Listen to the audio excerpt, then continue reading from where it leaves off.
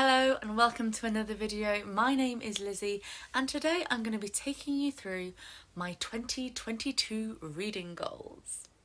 As with most people, at the end of last year I'm going through my reading stats, trying to work out, what worked, what didn't work last year, and I've come up with a set of reading goals for this year. First of all is of course my Goodreads goal. I've been doing the Goodreads challenge since I joined Goodreads 7 years ago or so, and this year my challenge is to read 60 books.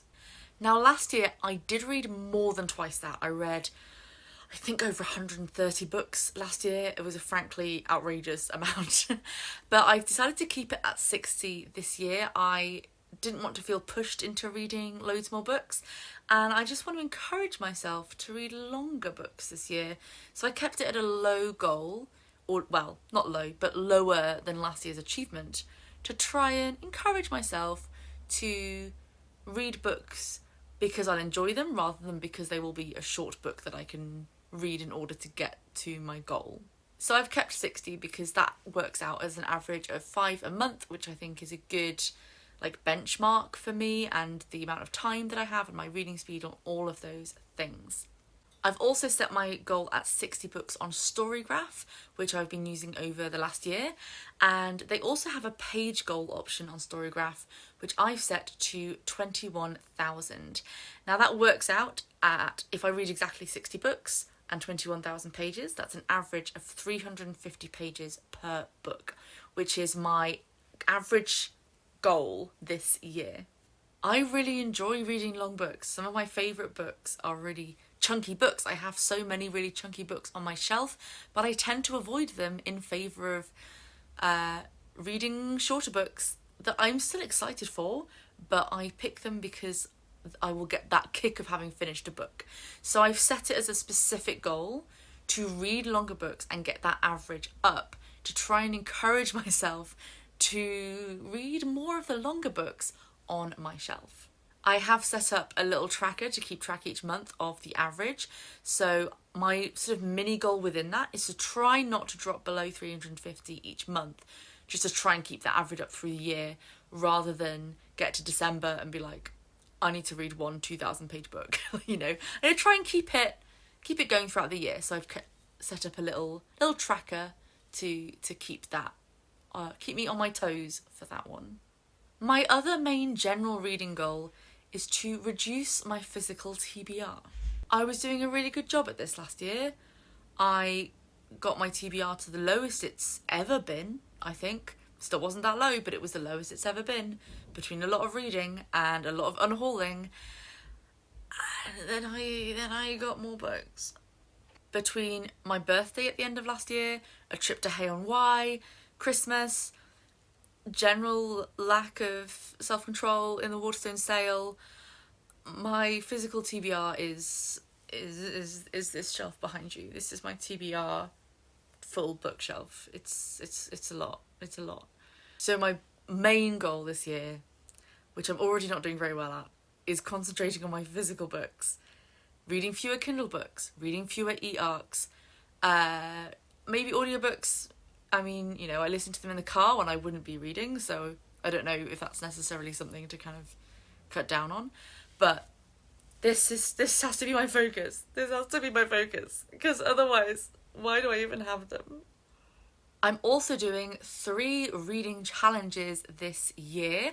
Each one is a monthly challenge. 2 of them I've set myself. One is an external one that someone else came up with, and that is Buzzwordathon. I just thought this looked like a lot of fun and a good way of picking a book if I'm stuck, as a kind of, something to sort of narrow down which books I choose from. So Buzzwordathon, every month you have a buzzword or group of words, and you choose a book with that word in the title.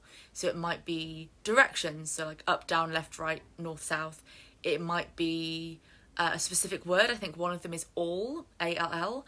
I think the current one is W words, the 5 W's, plus how. So who, what, where, when, why, and how. So one of those words in the title of the book.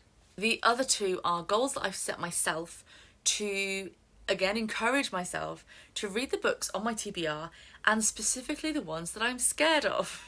So the first one is to read non-fiction books. So I've set myself a challenge to read at least one non-fiction book every single month. Doesn't matter what genre it is, doesn't matter what it's about, just have to read one every month. I have so much non-fiction on my TBR and I want to read it, that's why I have it. But I'm always like, oh, it's going to take me ages though, it's going to be a really slow read. Yes, that's because it's teaching me things.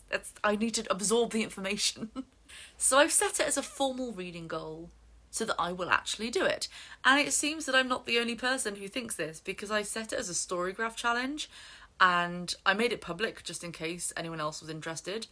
And there's already like 60 people on there. So come join me reading non-fiction books every month.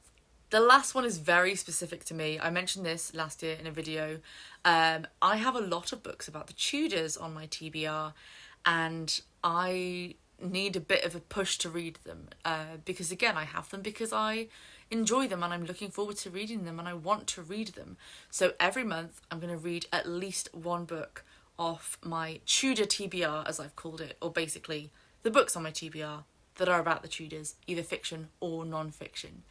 There is a little catch here in that, I mean, I usually love doubling up on challenges. You know, if I've got a readathon and another challenge going on, I want to double up as much as I can. I think it's a nice challenge sometimes to see if you can find a book that fits like 3 different prompts. But I'm forcing myself so that I read more of these non-fiction books and more of these Tudor books. If I read a Tudor non-fiction book, I can only count it for 1. I can't count it for Tudor and non-fiction. I can only count it for 1. So that's just a little extra bonus challenge I've given myself because I know what I'm like. I know that by February I'll be like, oh, well, I'll just read this because it's Tudor and non-fiction. And that's not in the spirit of the event, so we're not doing that. Above all, though, my goal is just to have a great reading year, to enjoy reading, to make sure I set time aside for reading, to talk about books that I'm passionate about. And I think that's why I picked the goals that I did, is I hope that these goals will help me achieve that. You know, that's what reading goals should be for, is to help us have a fun time reading and, you know, read the things that we want to read. Otherwise, there's not really much point. So that's it for my 2022 reading goals. Let me know in the comments what your reading goals are and give this video a like if you enjoyed it. I will see you next time. Goodbye!